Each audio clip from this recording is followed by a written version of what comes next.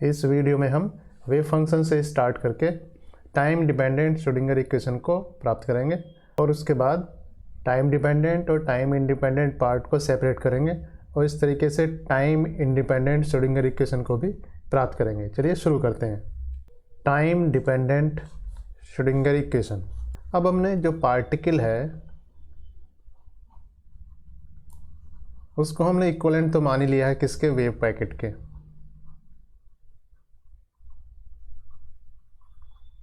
ये कह सकते हैं इस पार्टिकल से एसोसिएटेड एक वेव होगी और उस वेव के लिए एक गाइडिंग इक्वेशन होगी।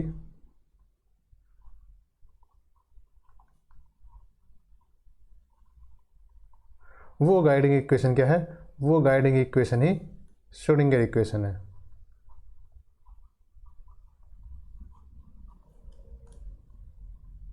उस वेव को एक्सप्रेस करने के लिए जो फंक्शन है उसका नाम है वेव फंक्शन।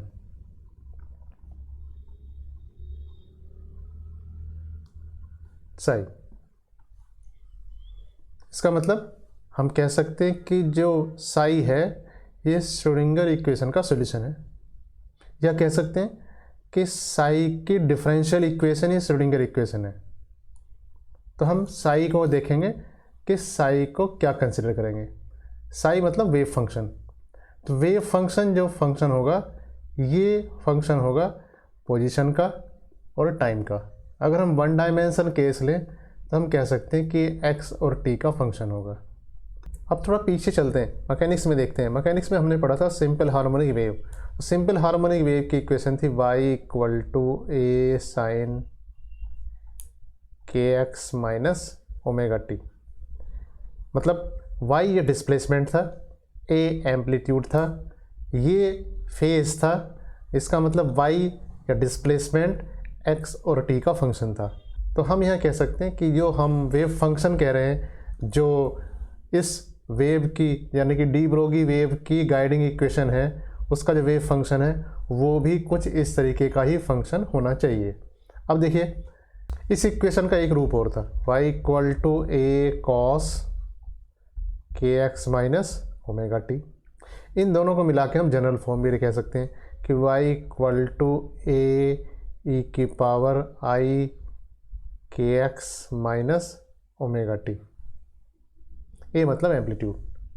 अब इसे देखिए, यहाँ पर हम इसका मतलब इसे भी लगभग ऐसा ही मान लेंगे। तो यहाँ साई को मान लेते हैं क्या, जो वेव फंक्शन है Sai = a e⁻i kx - omega T. थोड़ा इसे मॉडिफाई करते हैं, यहाँ h क्रॉस से मल्टीप्लाई करते हैं और h क्रॉस से डिवाइड करते हैं। अब देखिए h क्रॉस का मतलब है h/2π। तो ये हो जाएगा a e⁻i, k का मतलब 2π/λ x, और h क्रॉस का मतलब h/2π माइनस ओमेगा है 2πν h/2π और t/h क्रॉस। तो ये हो जाएगा a e⁻i, 2π से 2π कैंसिल हुआ, h/λ का मतलब p और वन डायमेंशन केस है तो इसे कह सकता हूँ px x माइनस 2π से 2π कैंसिल हो जाएगा और यहाँ hν का मतलब है e, तो ये जाता है et/h क्रॉस। तो एक्चुअली ये साई का एक्सप्रेशन हो जाता है कि वेव फंक्शन कुछ इस तरीके का होना चाहिए। तो वेव फंक्शन का एक्सप्रेशन हुआ a e⁻i px x - et/h cross. तो इसे आप ऐसे मान सकते हैं। जो पार्टिकल की एनर्जी है, अगर मैं कहूँ एनर्जी पार्टिकल,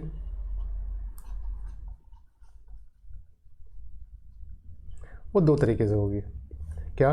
काइनेटिक एनर्जी और पोटेंशियल एनर्जी। तो मैं कह सकता हूँ E will be equal to कितना, px²/2m, ये तो हुई इसकी काइनेटिक एनर्जी, और प्लस v जो कि सिर्फ x का ही फंक्शन होगा। तो एनर्जी हुई px²/2m प्लस v, यानी कि kinetic energy plus potential energy का सम टोटल एनर्जी होगी। अब देखिए हमें वहाँ जो एक्सप्रेशन है पीछे अभी था उसमें से हमें पी एक्स चाहिए और ई निकाल सकते हैं हम उसमें। पीछे जो एक्सप्रेशन है साई जो कि एक्स और टी का फंक्शन है उसे हमने लिखा हुआ a e raise to power i p x x minus e t over h cross. तो यहाँ इसे करेंगे क्या, इसे हम x के रेस्पेक्ट में डिफ्रेंशिएशन करेंगे। तो del psi over del x equal to कितना होता है, ये आई पी एक्स बाहर आ जाएगा तो ये आ जाएगा i p x over h cross a e raise to power i p x x minus e t over h cross. एक बार और डिफ्रेंशिएशन कर लीजिए, del two psi del x two equal to i square. तो i square का मतलब -1, इसका मतलब minus p x square upon h cross square a e raise to power i p x x minus e t over h cross. या इसे मैं कह सकता हूँ del two psi del x two equal to minus p x square over h cross square psi. ये यहाँ से यहाँ तक का जो एक्सप्रेशन है ये एक्चुअली साई है। इसके बाद इसमें टी के रेस्पेक्ट में डिफरेंशिएशन करते हैं इसका, तो ये जाता है del psi over del t, ये हो जाएगा minus i e over h cross a e raise to power i p x x minus e t over h cross equal to हो जाएगा minus i e over h cross और ये psi हो जाता है del psi over del t. अब ये जो इक्वेशन है, एक इक्वेशन हमारे पास ये है, एक इक्वेशन ये है। पहले वाली इक्वेशन से हम पी एक्स निकाल लेते हैं, तो पी एक्स इक्वल टू कितना हो जाएगा, देखिए पी एक्स का स्क्वायर होगा तो एच क्रॉस स्क्वायर इस तरफ चला जाएगा तो हो जाएगा minus h cross square over psi del two psi del x two. यहाँ से क्या निकालेंगे, यहाँ से निकालेंगे हम ई, तो ई की वैल्यू कितनी आ जाएगी, देखिए ई की वैल्यू के लिए एच क्रॉस उधर चला जाएगा तो ये हो जाएगा माइनस एच क्रॉस ओवर आई 1 साई, तो साई नीचे आ जाएगा डेल साई डेल टी। इसे मैं दोबारा से लिख सकता हूँ i h cross over psi del psi over del t. अब ये जो ई और पी एक्स के मान है ये आपको यहाँ पर इसमें रखने हैं, तो इसमें अगर मान रख दें तो क्या होगा, ई की वैल्यू रख देते हैं तो हो जाती है i h cross over psi del psi over del t equal to p x square upon 2m, इसका मतलब पी एक्स स्क्वायर है 2m से डिवाइड करना, minus h cross square over 2m psi del two psi del x two plus v. Psi से हम multiply कर देते हैं और इस साइड इसे लेफ्ट साइड लिख लेते हैं तो हो जाता है minus h cross square over 2m del two psi del x two plus v into psi equal to i h cross del psi over del t. तो एक इक्वेशन बन जाती है। इसे थोड़ा सा मॉडिफाई कर लेते हैं कि h cross square over 2m del two del x two plus v psi equal to i h cross del over del t psi. इसे मैं ऐसे कह सकता हूँ h psi equal to e psi. ये आपकी क्या है, ये टाइम डिपेंडेंट श्रोडिंगर इक्वेशन है भाई। ये एक ऑपरेटर है जिसका नाम है हैमिल्टोनियन ऑपरेटर। तो ये इतना हिस्सा क्या है, हैमिल्टोनियन ऑपरेटर है।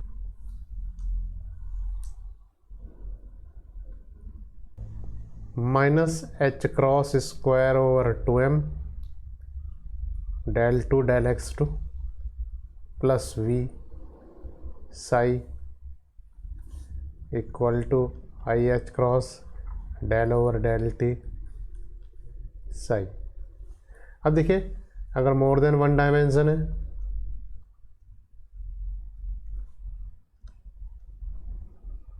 तो हम इसे ऐसे भी लिख सकते हैं minus h cross square over 2m del 2 plus v psi equal to i h cross del over del t Sai.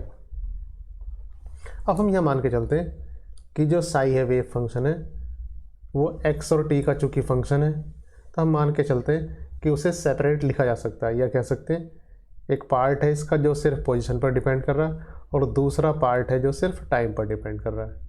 तो यहाँ इसे हम इसमें रखेंगे वन डायमेंशन केस में, और फिर देखते हैं क्या होता है।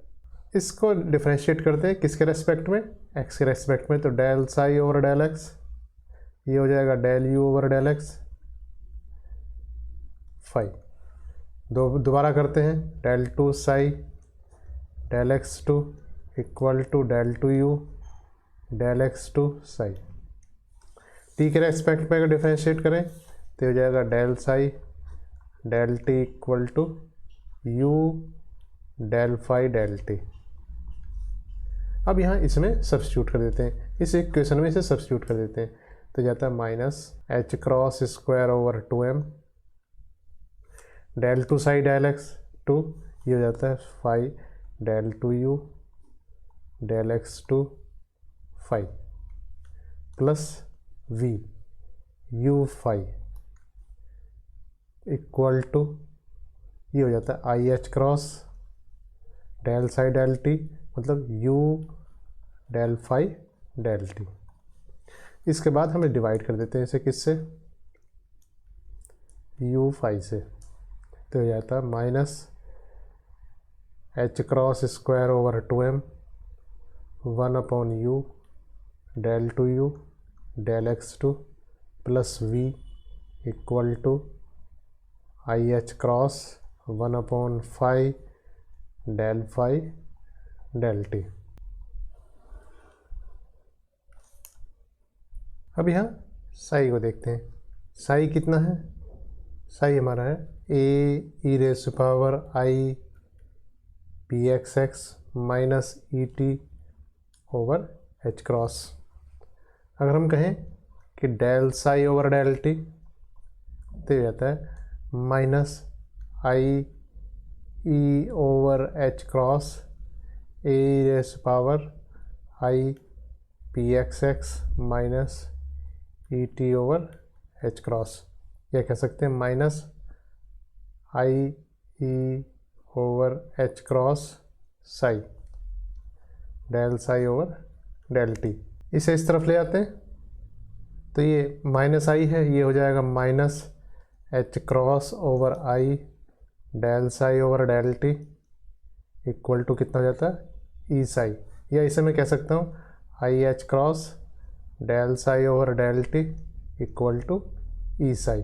अब यहाँ पर साई इक्वल टू रख देते हैं यू फाई, तो ये del psi over del t, अब यू तो एक्स का फंक्शन है और ये फाई क्या है, टी का फंक्शन है, तो ये हो जाएगा u del phi over del t. इसका मतलब है ये हो जाएगा i h cross u del phi over del t equal to e, और साई हो जाएगा यू फाई, यू यहाँ कैंसिल हो जाता है, तो ये जाता है i h cross 1 upon phi del phi over del t equal to हो जाएगा ई। अब देखिए यहाँ देखिए, इससे कंपेयर कीजिए, ये जो एक्सप्रेशन यहाँ निकल के आया है ये एक्चुअली यही है। इसका मतलब इस इक्वेशन को अगर फिर से लिखें तो ये इक्वेशन हो जाएगी कितनी, minus h cross square over 2m 1 upon u del two u del x two plus v equal to e. U से मल्टीप्लाई कर लेते हैं, तो यू से मल्टीप्लाई करेंगे तो कितना हो जाएगा, minus h cross square over 2m del two u del x two plus v u equal to e you.